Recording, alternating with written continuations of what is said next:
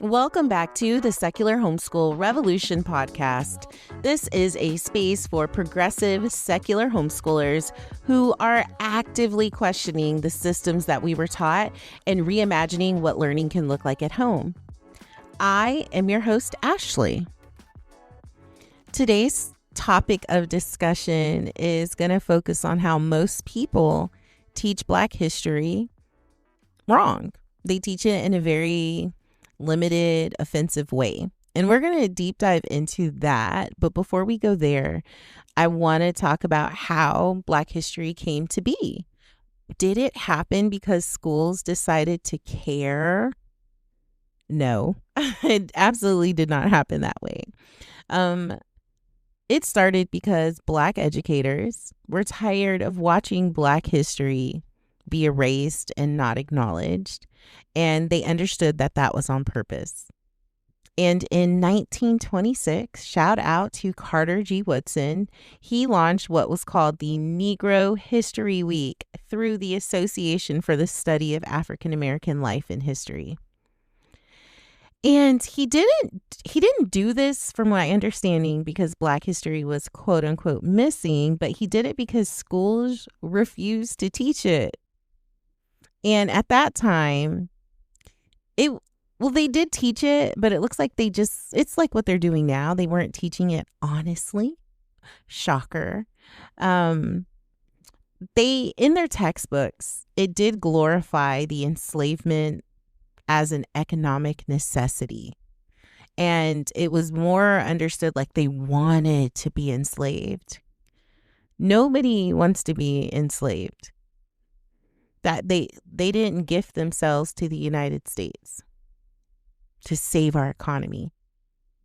And Black resistance was mentioned, but it was mentioned in a way that you knew that that was not socially acceptable.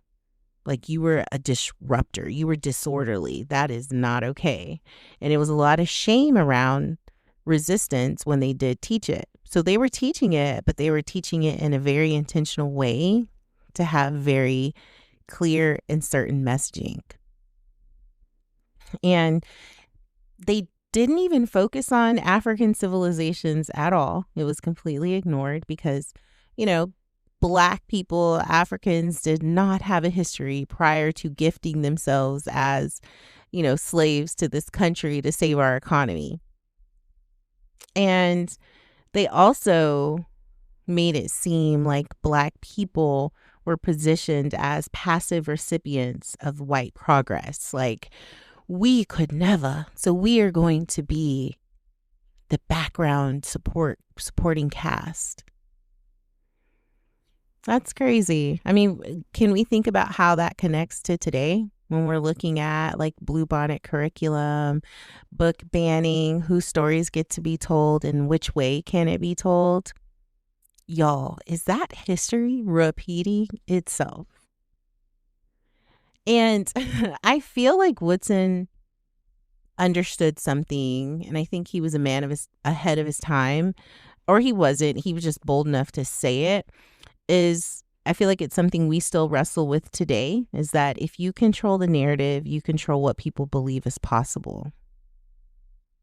So maybe why there's so much money behind these things that are happening in 2026 that's making education so political right now. And Negro History Week was placed in February intentionally, and it wasn't as symbolism, but as a strategy, because it forced schools to confront Black history inside their own existing calendars.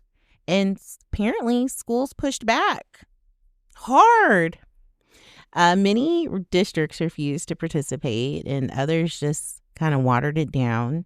Some banned the material altogether in their district, calling it too political or too divisive or inappropriate.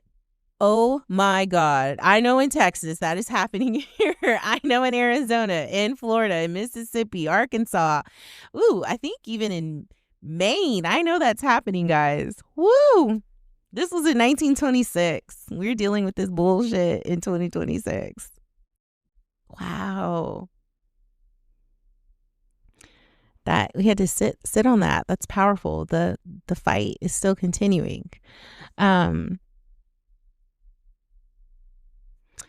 by the time Negro history was expanded to a month, it was 1976.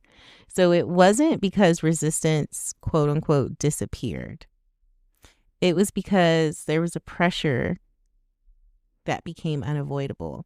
And if y'all know about the 70s, right, that was like black was a vibe. You had the afros. That's when like black dark skin was celebrated. That's when we had black exploitation movies, but that that was a positive and a negative, but it was like black actors on selling movies, becoming movie stars, producing and funding themselves.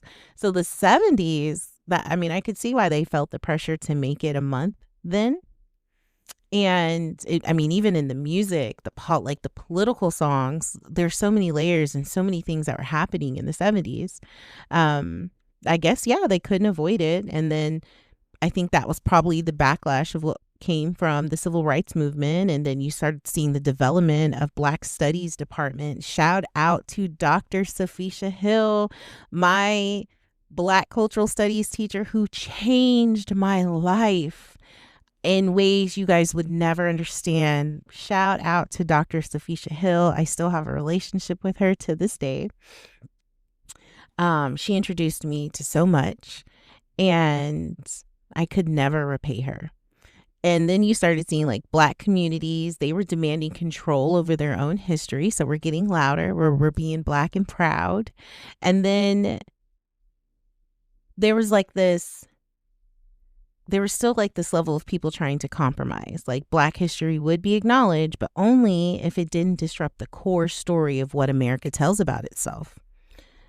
And I don't want to be limited like that. It shouldn't have been limited that way, right? And I feel like that's probably the same tension that we're experiencing now. I feel like, I don't know if it's because it's more intense because it's like on the media, social media, it's ingrained in like schools. Yeah. So it's probably as intense there. I wasn't alive in the 70s, but it feels incredibly hard now. So why the order of Black history still matters in the way that you teach it. And this will lean into why I think most people teach Black history in a way that's wrong and offensive, because it's the order you teach it. And if you start Black history with slavery or the civil rights movement or some form of oppression, then it just it's just not accurate. Because when schools finally did agree to teach Black history, y'all, they did it on their terms. So what were their terms? They started with oppression, because that was intentional messaging, minimized pre-colonial Africa. They didn't teach anything about the amazing experience Africa was as a country, the different cultures, and as so the order in which you teach Black history definitely matters. And we're going to talk about why most of us learned Black history the way that we did, because it wasn't random. And most of us are products of the system, of the traditional public school educational system. And we all have made the choice, if you're listening to this podcast, to take our kids out of the system. And when we're making that choice, we are having to unlearn things, and we have to put time and energy into that so that we can translate that new information to our kids, right? So I'm a firm believer, to understand things, you have to know the history and understand systems. So let's look at more so of the history of public schools in the way that they chose to teach Black history. We do have to think about that Black history. A lot of the bulk of Black history that we know, for most people, not everyone, it's heavy around slavery. And that's a lot of people's first entry point. That's some of the images that we think about. It's the chains, the ships, plantations, and then everything else kind of just gets stacked on top or underneath that. But when you start there, that does something, that sends a message. And it's in a sneaky way. You don't realize it's happening when it's happening. But when Black history starts with slavery, it automatically centers the story around whiteness. And Africa becomes an afterthought. So if it's mentioned at all, it's very vague. And then you get the one map, the one sentence, and then there's really no depth after that. And again, that is not an accident. Because if schools had started with Africa, actual African civilizations and systems of government and trade and science and culture and wealth and just the overall, just like even just like the size of the continent and the different cultures and countries, they would have had to explain something that was uncomfortable. That Black people had a full, complex history and legacy before enslavement, which means slavery wasn't the beginning of the story. It was an interruption. They were the interruption. And once you name it as an interruption, I feel like a lot of other things start to fall apart, because you can't frame slavery as just like, quote unquote, just how things are. Or you can't frame racism as, oh, it was just a simple misunderstanding, or it's not as bad as it sounds, or because nobody chooses enslavement. And you can't frame inequality as something as accidental. And so schools chose an order that kept the story in line in the way they wanted Black people to feel about themselves. And it started with slavery. They skipped all of the context in between. They definitely didn't discuss any resistance movements. They really focused heavy on the oppression, jumped to the civil rights, right? More oppression. They categorized the people who were fighting for liberation as disruptors. And then they end with this like Martin Luther King version of progress. And that order makes it feel like the system corrected itself and like everything just kind of worked out and everything is fine right now. But if you flip that order and you start with Africa, you're like forced to ask a completely different question, like what was destroyed, what was stolen, why did they feel like they could steal humans, who benefited from said stealing and kidnapping of humans, and who had to fight just to survive. When you start asking those questions, there's just not a clean, comfortable way to answer them. And so they made a choice. They made a choice to teach Black history in a way that could be acknowledged without it being reckoned with, like the society overall. And when you change the starting point, you change the entire meaning of the story. And that's exactly what we all are choosing to do in our own homeschooling experiences.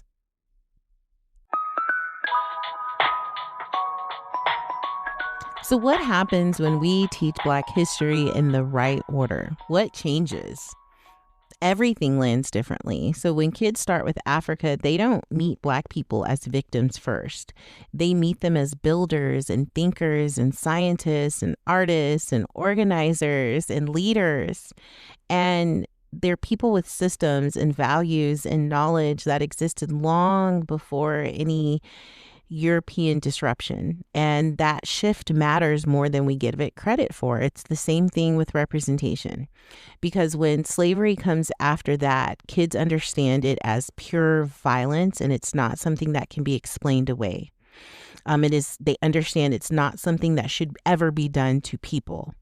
And slavery becomes something that happened to a civilization and not a thing that was just created and normalized and a deserving way of life for a said group of people.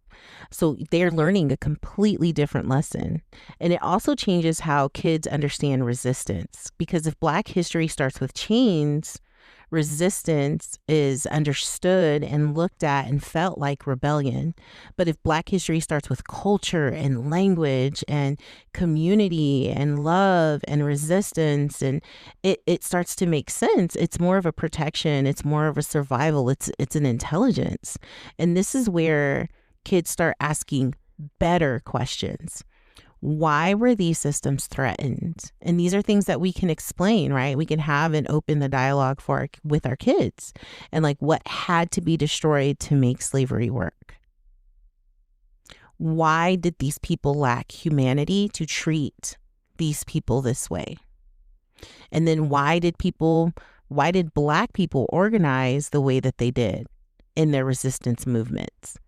And notice that we're not doing here. We're not romanticizing the past. We're not skipping the pain. We're giving it context. That context also changes how kids understand what came after slavery, because when you already taught Africa first, Reconstruction doesn't feel like a failed experiment. It actually starts feeling like this real attempt at rebuilding the system enough to want to shut it down. And then you can start explaining Jim Crow, right? And it's not like just this prejudice feeling.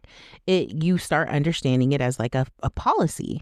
Then redlining isn't just like, oh, this community coincidence.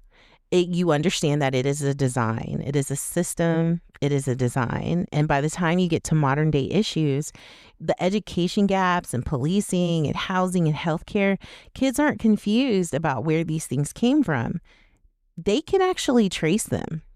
And that's the power of teaching history in the right order. And it gives kids a complete view of the picture, and you're not giving them a disconnected order of events where they're having to constantly try to find the goodness or the pieces of themselves to put together, or even like the history to understand what's happening now. And I feel like the part adults sometimes don't say out loud. This doesn't just change how kids understand Black history, it changes how they understand America. And for me, that's true patriotism. Because once you teach Black history as like foundational instead of supplemental, the myth starts to fall apart, and kids see that the systems didn't just fail, they functioned exactly how they were designed, and they start really understanding oppression. And we're not trying to make angry or cynical kids, but we're trying to make them illiterate, because we are in a frickin' literacy crisis. And if we want literate adults, we got to start putting the seeds now as kids, because we want them to be literate enough to recognize patterns, literate enough to question narratives, literate enough to understand that history isn't just about something that happened. It is something that shapes the choices we are still dealing with and making today. And this is why we have to do the order. It matters. And we can't focus on the aesthetics of things and how we want them to look. And we can't focus on the politics. But we have to start because the starting point, it determines where kids learn a story about deficiency or a story about disruption and survival. And those are two very different lessons to grow up with, but they both are very, very important.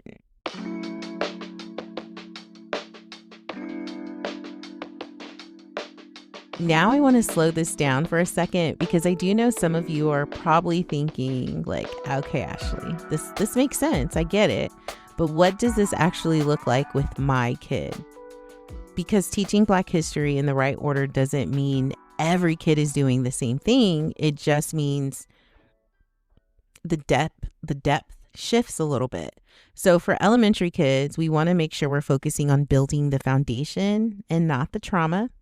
So for younger kids, this is not the stage for you to give any graphic details or imaging or overwhelming timelines.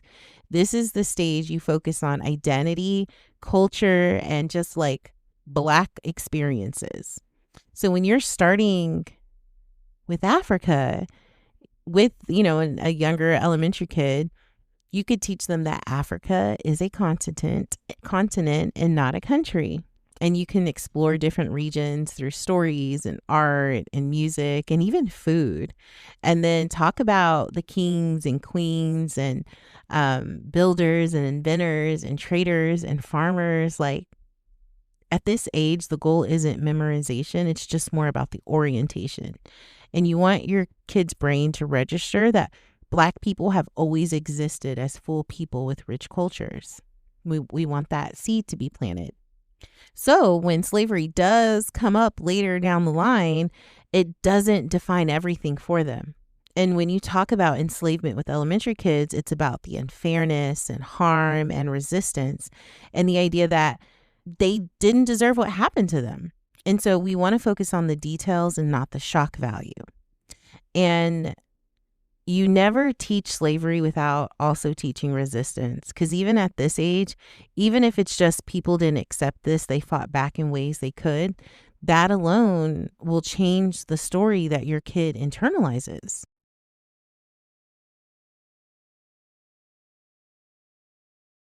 So what does it look like for middle schoolers? So for middle school, we want to focus on connecting systems and patterns.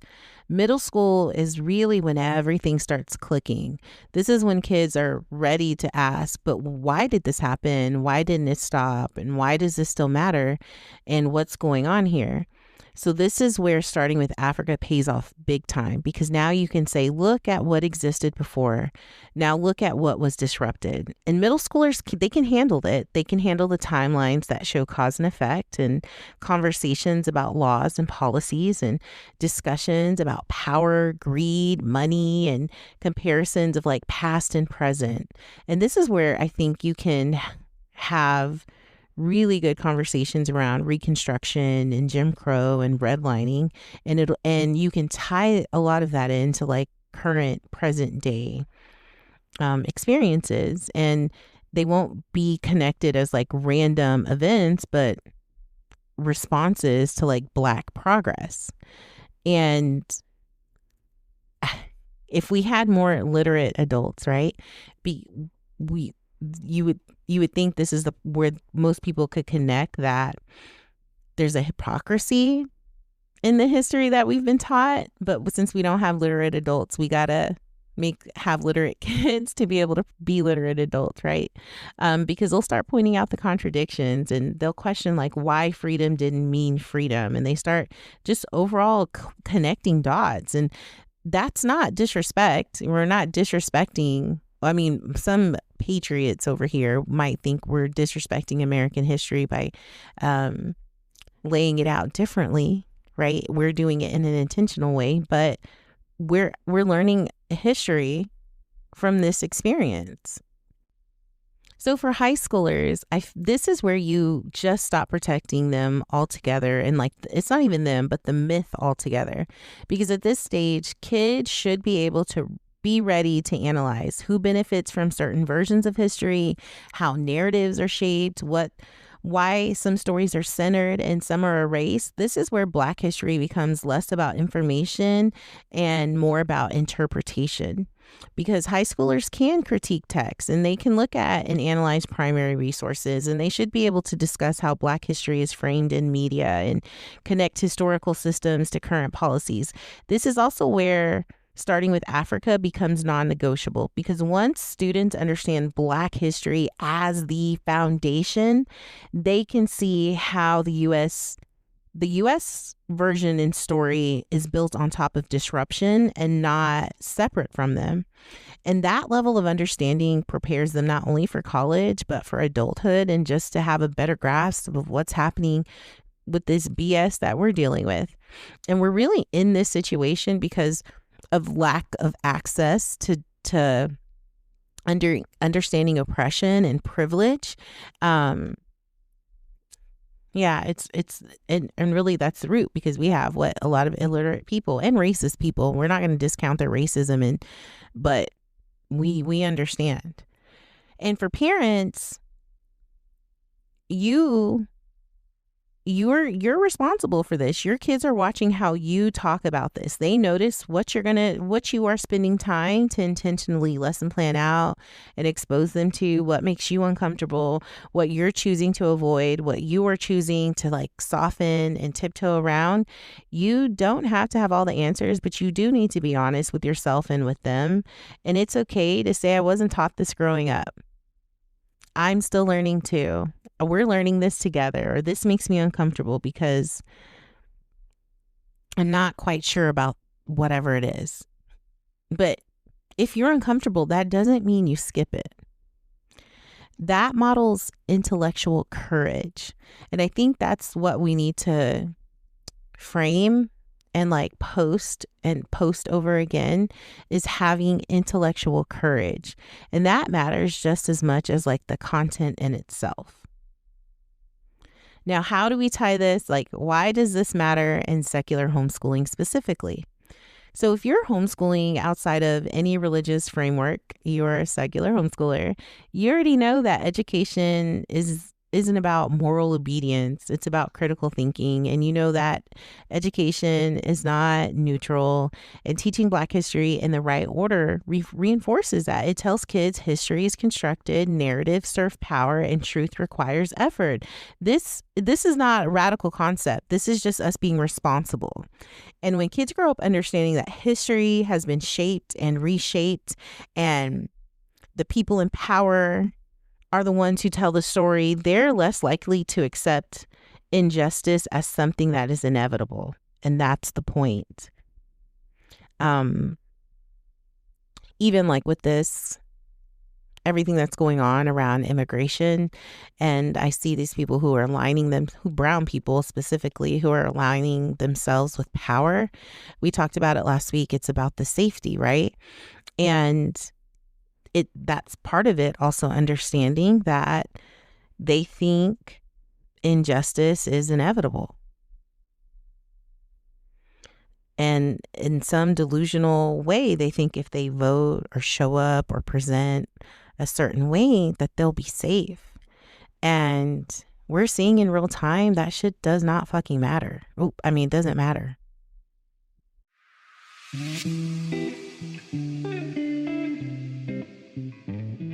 Okay, so let's look at how I'm planning to do a week-by-week breakdown to teach Black history without lying to my kids. And I feel like it's a pretty practical way.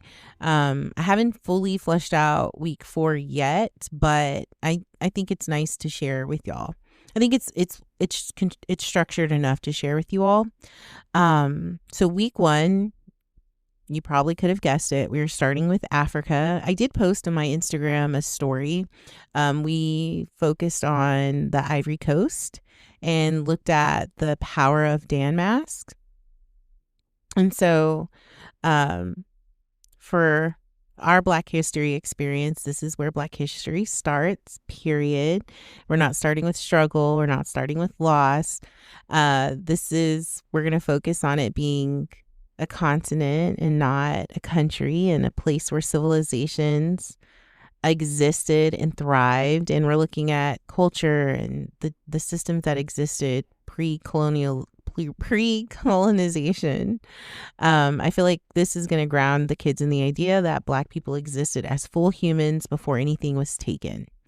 And for my younger kids, we're looking at the maps and regions and music and story and art. So for him, we were doing the Danmask, and we got cardboard, and all my kids ended up participating, but that specifically was for him. For my older kids, we're looking at African empires and trade routes. And the goal for the week is simple. Black history does not begin with violence. So for week 2, we are going to talk about enslavement as a disruption and not a definition. And this is where I'm going to introduce the transatlantic slave trade. We're going to look at what that was on the map. And this isn't about teaching suffering for like the shock value. It's about naming a system. We're going to talk about slavery as an economic engine, greed, laws that upheld it, who benefited, how it was enforced. And that is just as important. because we want to understand that resistance from day one. And at every age, resistance matters. So for younger kids, we're going to look and talk about people helping each other and keeping the culture alive. And for the older kids, we're going to talk about the revolts and the maroon communities and abolition movements. And I think we might have time to get into organized resistance. For week 2, the goal is to make it clear that enslaved people were never passive, that they were navigating an impossible system with intelligence and, most of all, courage. For week 3, we're going to look at freedom. And this, again, we know schools rush through this or barely touch on it. And that's if we intentionally take time to lead this lesson, we are exposing a lie. Because once slavery ended, schools love to jump straight to civil rights, like nothing happened in between. But a whole lot of things happened. We have Reconstruction, the immediate backlash, Jim Crow laws, segregation, redlining, voter suppression, and this is where kids learn that progress doesn't move in a straight line. And you can tie in current or recent events to these historical events as well. And for middle school kids, I wouldn't necessarily touch this for my younger kids, but for my older kids, we're going to talk about how laws replace change and how systems have adapted and how inequality was redesigned in an intentional way and not accidentally. And this helps kids understand why freedom didn't look the way it was promised and why disparities didn't just magically disappear.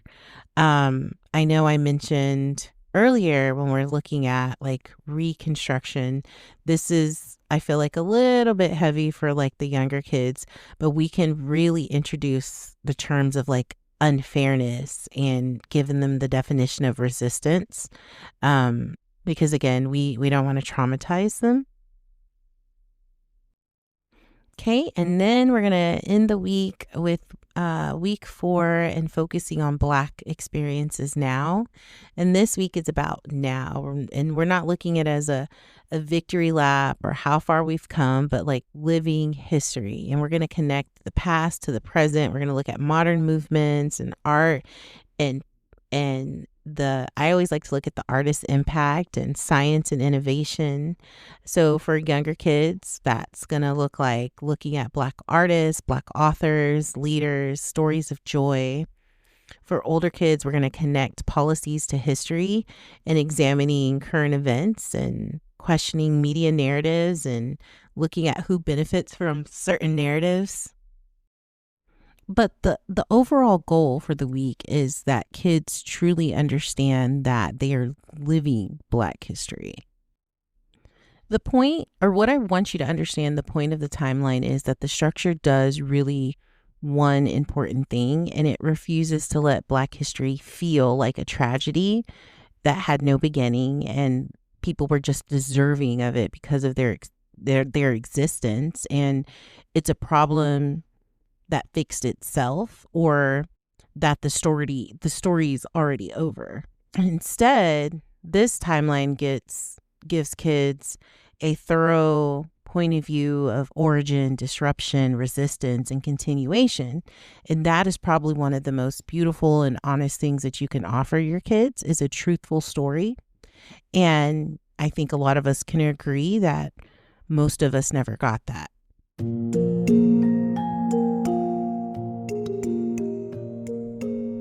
So now I want to offer you guys some resources, some curriculums. And before I start name dropping, no curriculum is perfect and no curriculum will do this work for you. The goal isn't to find something that will magically check every box. We're homeschoolers. We know this takes a little bit of elbow grease. The goal is to choose resources that don't fight you when you're trying to teach in the right order. And a lot of the mainstream Black history materials that I've come across, I feel collapse itself into the same timeline, and Africa gets rushed or it doesn't get mentioned at all, and resistance is softened and everything is just kind of resolved in the end and everything's great for Black people. So we know that's not true. And so the resources I do want to share with you are good starting points. You'll have to mix and match and find supporting resources, but they're not scripts and they're a good place to start. So if we're starting with Africa, one of them is a really cool resource. I actually got to meet the gentleman this past summer, and his name is Gareth Murray. He is the founder of Your African History. You go to his website, yourafricanhistory.com, and he teaches, or he offers, a classical African education, and it starts with Africa. And I believe it's about a 30-week program. But again, you shouldn't look to just teach Black history for Black History Month. You should offer to teach it year round. But he was one of the first curriculums that I looked at, and I was like, oh, this is very well done. And honestly, you could teach Africa from just this resource and not really need any supporting resources. This next resource actually surprised me. It is from Francis Howell School District. It is a free curriculum, like, sequence that offers resources and objectives.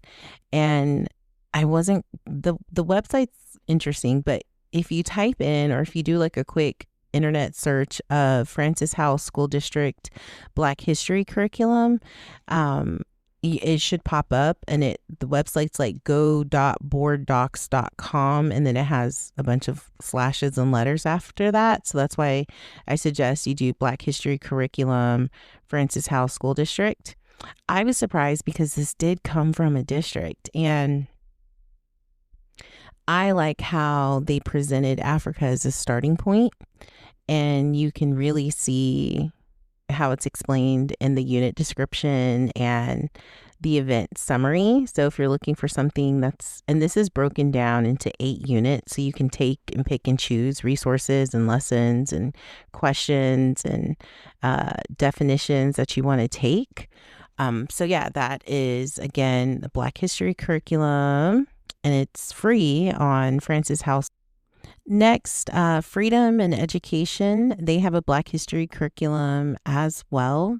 Again, I think this is an easy layout. It's a good resource to kind of pick and choose through different things. And they also list the Woodson Center's K through 12 curriculum, which is also free.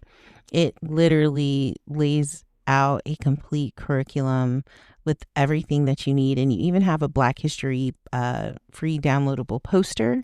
And that one is on the Woodson Center. And you also can check out the freedominmind.org.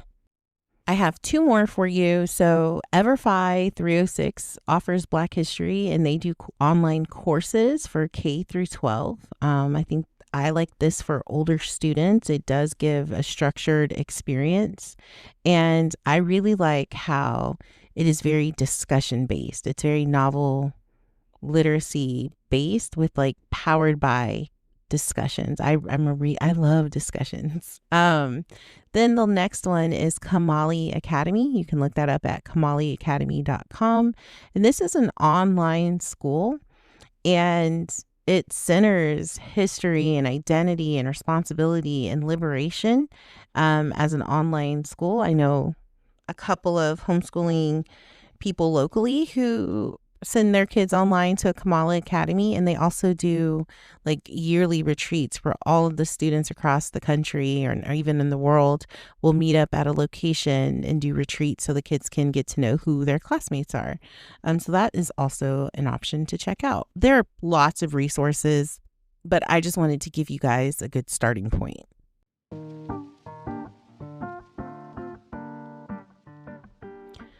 Black History Month didn't start because America got a conscience and wanted to tell the truth.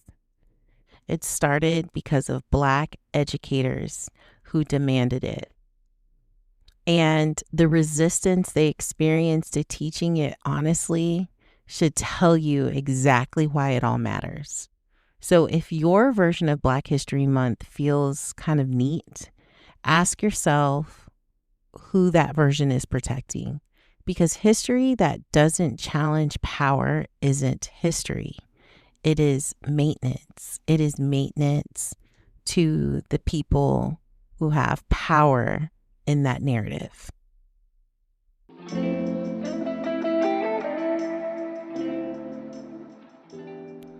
So before I close out this episode, I did want to give a few people like an honorable mention that you should do a deep dive on, or maybe they could do like a biography.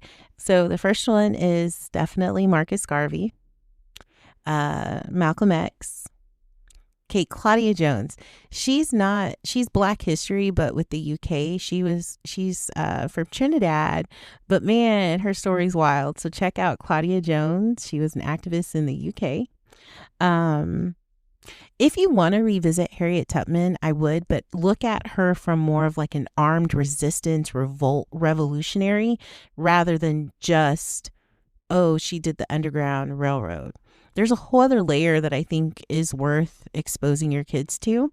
So yeah, check those people out. And also, hey, a listener asked me if I had a buy me a coffee thing. And I didn't know what that was.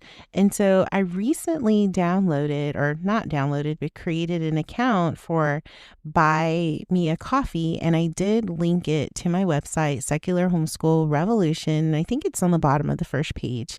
So I am a coffee drinker. I got a really cool coffee machine. But I know it's not, I guess, yeah, I can go to Dutch Brothers and buy a coffee with the Buy Me a Coffee. But yeah, if you want to support, you are more than welcome to buy me a coffee. And you can find the link on my website, secularhomeschoolrevolution.com. And I just always want to thank you guys for being here. This podcast has just been so incredible to my life. And I didn't know which way it was going to go. And the energy I received from you guys has been amazing. I recently got notified that I can start monetizing on my podcast. What? And, January was my like quote unquote 2-year anniversary. So I went from the first ending January of 2024 with 10 listens total to reaching January of 2026 with over 9,000 listens. And for just the month of January, I hit close to 1,987 listens. So thank you guys. I appreciate all the love and the support and the shares and the connecting and the community.